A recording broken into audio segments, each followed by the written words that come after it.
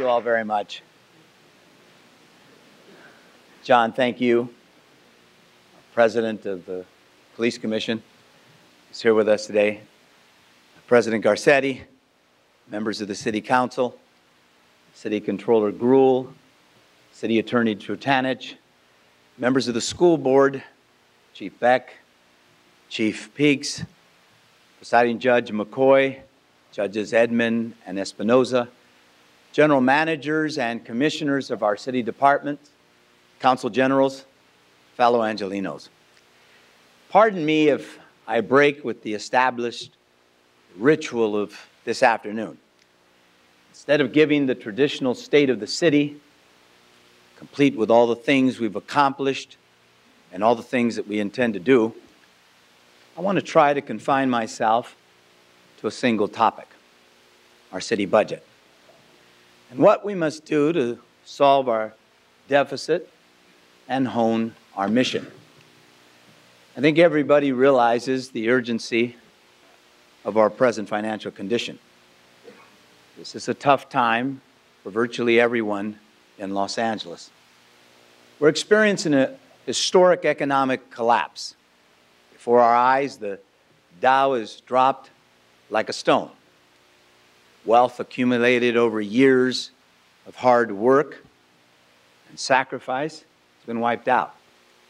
Home equity evaporated. And in the space of 3 short years, over 23,000 families have lost their homes. Over the last 2 years, new construction has slowed by 25%, and with it, the new jobs and revenue that support this city. 65,000 jobs evaporated into thin air, and with them, the security and the peace of mind provided by a steady paycheck. This is our new economic reality, a recession that is tearing at the fabric of our communities, a recession that is tearing a gaping hole in our city budget, and forcing us to take measures unimaginable a few short years ago, mandating that city employees take up to 26 days without pay, modifying the deployment plan of our firefighters, eliminating departments and consolidating others, initiating layoffs of more than 800 employees. This is the new economic reality. It's pitting the cruel irony of the growing needs of Angelenos against the declining capacity of their own government to answer their needs. This is the reality that we face, and the reality that we must face head on. I think about what we're up against, and I think about how small it seems in comparison to the challenges that faced my grandparents. I think about my own grandfather, Pedro Acosta, how he arrived in Los Angeles over 100 years ago with little more than a shirt on his back and the willingness to work. He worked the fields. Eventually, he built a small, thriving produce business, achieving a life, a middle-class life, well beyond his wildest dreams. If only the story had stopped there. Then the Great Depression came along, and it all came crashing down. He lost his business. He lost his wife. He lost his family. Things got so bad that he was forced to place his only 2 daughters in foster care. But my grandfather and my mother endured. They never lost hope. They never stopped believing in each other. They never lost confidence that the future was going to be better than the past. They never stopped working. Most of all, they never stopped believing that their futures were the ultimate product of their own hard work. I always grew up believing that this is what it meant to be an Angeleno. Now, I don't have to tell you that over the last several weeks, we've allowed darkness to cloud our optimism. I think you could even say that we've allowed the strain of the challenges we face to undermine our civic unity. And I don't have to tell you that the past several weeks have left many people angry and disappointed. The sparring over the budget and raising rates at the Department of Water and Power became far too negative. I'd be the first to say, in our effort to lead a green economy in Los Angeles, I stepped on a few rakes.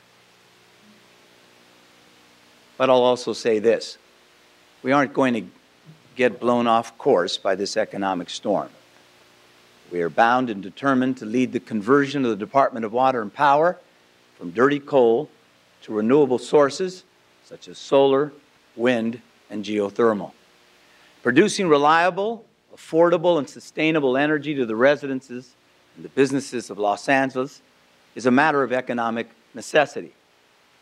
Not just because we'll be subject to hundreds of millions of dollars in state fines annually if we don't, but we'll give up our economic advantage as a city that owns its own municipal utility, conceding thousands of green jobs to more enterprising cities. Now, we can't afford to allow the economic storm to blow us off course. So, we will lay out a plan in the coming months that begins to reform the Department of Water and Power, making it more accountable to ratepayers and businesses alike, and making an agency sometimes renowned for secrecy more transparent to us all.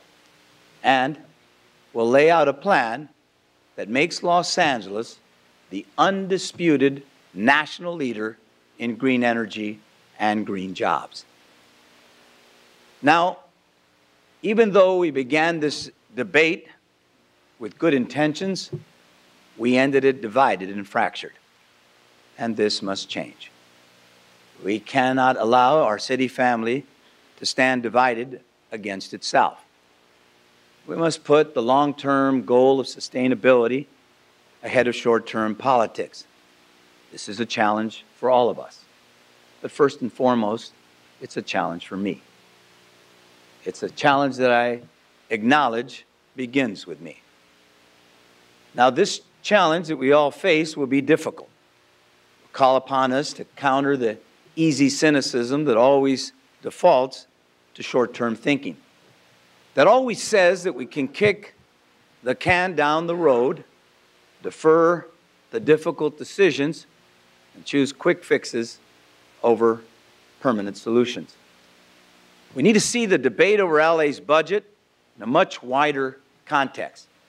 Over the last 4 years in LA, we've tried to make the case for investment in bold solutions. And we've seen that when we make that case, Angelenos are willing to make an investment in their city. They've been willing to raise revenues. They've been willing to raise fees. They've been willing to expand our tax base. They've been willing to do all of these things if we do our job and present them with a wise investment. In 2006, when we asked residents to pay a higher trash fee, we offered a commitment that pledged that if the trash fee was raised, we would hire the police officers in our neighborhoods that were needed and deserved. A larger investment in a modern, community-centered, 21st century police department that understands that it is smarter to prevent crime than prosecute it. Angelenos responded. We built the largest police department in our city's history. But more importantly, it has also allowed us to achieve historically low crime rates. Our neighborhoods are the safest they've been since the Eisenhower administration.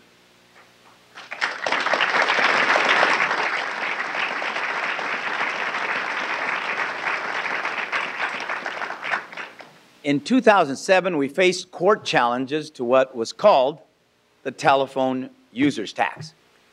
We soon realized that if these challenges were successful, the city could lose over $250 million in revenue. I can't even imagine where we would be today if we had lost that vote. We had a choice. Let the legal chips fall where they may and risk a devastating loss in revenue to the city, or go to the voters and explain the need to keep the tax in place. Again, the pundits clucked, and again, the public proved the doubters wrong. Proposition S passed with nearly 2/3 of the vote. Again, in November of 2008, the voters showed their willingness to invest in the future of their city. They passed Measure R with 68% support in the County of Los Angeles. Over 2/3 of the county voted to raise the sales tax by half a penny in the middle of a recession. In doing so, they secured $40 billion in revenue for new bus and rail lines, better streets, and pedestrian and bicycle improvements. Angelino's willingness to invest has caught the attention of our national leaders. We've been able to make the case that the federal government ought to partner with Los Angeles to accelerate our historic transportation investment. Instead of completing 12 major transit projects in 30 years, Washington should help us do it in 10. We're calling this the 30-10 Initiative. By combining our investment with federal support, we could generate 166,000 construction jobs over the next 10 years, 2,800 permanent jobs over the next decade, increase transit boardings by 77 million per year, save 10.3 million gallons of gas, keep 570,000 pounds of pollution out of the air. Doing this will make Los Angeles more sustainable and reduce our overdependence on foreign oil. Measure R will double our transit system in 10 years. 3010 would make us a national model, showing how locally we can drive transformative investments in the future of cities and our great nation.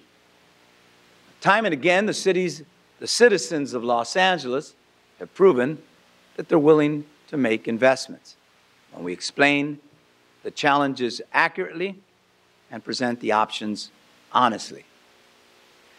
Now it's time to present our city's budget clearly and honestly as well. Over the past 4 years, we've tried to close the budget gap and put the city on a path of fiscal sustainability. We've made cuts, we've raised revenue, and we've replenished our reserve fund. City leaders, general managers, and most importantly, the city workers, some of whom are outside, recognize the need to balance our expectations with the resources at hand. We pushed departments to find efficiencies. We measured productivity and identified savings. We raised fees. We've accepted furloughs. We provided an early retirement program. We've transferred employees from positions paid for by the general fund to special funds, and initiated the layoffs of some city workers. But with all these measures, they haven't been enough. The economic storm that has been pounding on our private sector is now hitting the public sector with full force. This coming year, we're facing a deficit of $485 million, a deficit that's unprecedented. Pension costs have climbed to 19% of our general fund. So in crafting this year's budget, where do we start? Well, we start by recognizing that LA's long-term fiscal sustainability goes beyond just one budget year. 1 year of cost-cutting won't solve this crisis. We must make lasting structural changes that not only balance this year's bottom line, but puts us back into the black for future forecasts. This budget provides a beginning path towards that sustainability. It is balanced by using 68% of cuts and revenue changes that are structural and 32% that are one-time. It protects the reserve fund. It funds our first obligation, public safety.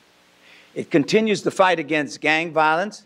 It protects our basic infrastructure by maintaining our streets. It forges new partnerships with the private sector, and it balances our expectations with the resources at hand. This budget totals $4.34 billion. It sets aside 6.5%, or $284 million, for the reserve fund, and it builds a smaller, more efficient city government. A government that is focused on its first obligation, the public safety. You've heard me say it before, and just as our city council confirmed this past week, safe streets are the foundation for everything we're trying to build in the city of Los Angeles. You could stop for a moment. You've heard me say more than a few times that just down the street, Shine Shoes on 5th and Broadway, Shine Shoes on 7th and Broadway as well, depending on if the bigger kids would move me out of the corner. I remember downtown back then. I've seen it change. I've seen it become a place where a young kid under 10 couldn't shine shoes. I've seen LA transform over that time, and I've seen it come back again. This budget begins with its first obligation and fortifies this foundation. This budget maintains our police department at its current level of just under 10,000 officers. This budget makes no cuts to our 911 emergency response system. I will not cut the services that support our residents at their greatest time of need and protect our families when they are the most vulnerable. This budget continues our successful work of fighting gang violence using funding from both the state and federal governments. We will maintain support for the city's gang reduction and youth development program and the intervention and prevention services that support our young people in need. This budget funds the backbone of our transportation infrastructure, our street services, and our street signals. By leveraging federal stimulus dollars, we'll budget 735 miles of street repaving. It keeps us on pace with the last 2 years. This budget also recognizes that it is not only necessary, but smart to create partnerships with the private sector in the delivery of city services that were once the sole domain of the public sector. By balancing and sharing in the strengths and the skills and the assets of both sectors, city services can be delivered to the public at the same or greater level of quality, while creating new sources of funding for the public sector and opportunities for the private sector. This September, we'll aim to close leases on a set of our city-owned parking garages. And working with the City Council, we've already begun exploring the possibilities of partnerships at the Los Angeles Zoo, the Convention Center, our municipal golf courses, and the city's parking meters. All represent opportunities for the City of Los Angeles to capitalize on the strengths of the private sectors while delivering a better quality of service for the people of Los Angeles. To be clear, these partnerships won't work if the public is not well served or if the quality of services decline. So with every opportunity we will explore, we will follow 3 guiding principles. First, we maintain public oversight and accountability for the essential purpose of the service. Second, we prioritize the needs of the residents of Los Angeles and the quality of the core service above the profit of the private sector. And third, we balance the strengths and the skills and the assets of both sectors in the delivery of the service. With these principles in place, these partnerships can offer Angelenos advantages in the long term. With a better managed convention center and parking garages, residents will see an improvement in the level of service. And in the short term, a substantial amount of revenue will be contributed to the city's general fund. This is new revenue that can only be found through these partnerships. And it is revenue that I don't have to tell you the city sorely needs at this time. But I will also be firm in arguing that any newly created revenue must be used to replenish the city's reserve fund. A healthy reserve fund is critical to maintaining a good standing with our credit rating agencies, critical in giving the city the best chance for weathering this crisis, and critical to protecting the city in the aftermath of an unforeseen emergency. Let me be the first to point out what this budget does not do. This is not a budget that reflects why I ran for office. While we opened new libraries this year, we're now asking our branch libraries to reduce their service from 6 days a week to 5. While we're keeping pools open this summer, asking many parks to reduce the programs they offer. And while we're paving streets at a faster pace, we're slowing down at repairing potholes, paving alleys, and trimming trees. You might find this strange. Why is the mayor criticizing his own budget? It's because I know we can do better. The cynics might say that politicians won't make the tough choices. I believe,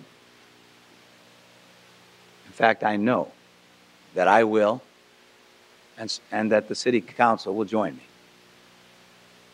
Those people who think that city workers would rather pad their pensions than protect services, they're wrong. I know they're wrong. I think you all know they're wrong. I know because I've witnessed the dedication of our city employees. I've seen the passion and energy they bring to their jobs. I've appreciated the countless actions, both big and small, that they've done to make this a better city. You know, I hear a lot of bellyaching about this town, and I frankly don't buy it. I said I've lived here my whole life. I've shared with you the story of my grandfather and his life, of the trials and tribulations of my mother. I can tell you that my children have a great future in store for them. And I can tell you that the vast majority of Angelenos have a great future in store for them as well. I've seen the librarians ignite our children's imaginations through the pages of books. I've seen our firefighters stand and face savage flames and searing heat to protect the homes and lives of Angelenos. I've been moved by the bravery of our police officers as they work every day to make this a safer city. I've been inspired by the professionalism of our general managers and the care and imagination they bring to the enormous job of running a city of well over 4 million people. Like these individuals, we believe in the power of what we do to make the lives of others better. We are here because we want to create a better Los Angeles that is more vibrant, more secure, and more prosperous. So the proposed budget before you represents one version of our future, forced on us by the economic downturn and our past failure to live within our means. These layoffs and service cuts that I have proposed will be severe. They will be painful. But let me be the first to say we can do better. We can avoid many of these cuts. We can find better ways of protecting our fiscal health and balancing our budget. So, I issue another challenge. the mayor's office, city council, labor leaders, our city workers, we must all share in the sacrifice to stop the cuts in services and prevent further layoffs. We must all be willing to take cuts in our pay. Begins with me. We must be willing to increase our pension contributions, contribute more to our health care plans. I will be cutting my office budget, and I will ask the council to do the same. My friends, ultimately, we're here today because we believe that people of good faith can come together and find the common ground needed to secure a more sustainable future. Let us commit ourselves to finding this common ground. Let us commit ourselves to a frank and open conversation. Let us challenge ourselves to engage in the sincere and honest search for solutions to avoid the austere future represented by this proposed budget. I stand here before you, committed to the challenges before us, committed to reviving the spirit of cooperation, committed to sharing in the sacrifice, committed to working with you side by side to create a better budget. I say this with the same optimism that Grandpa Pete had, that he brought with him when he came to this great country. I say this with the same optimism that the future will be better than the past, that there are sunnier days ahead for the City of the Angels, our city, a city that has given me and so many of us more than we could ever imagine. All we can do now, the least we can do now, is to give it a little back. Thank you, and God bless you all.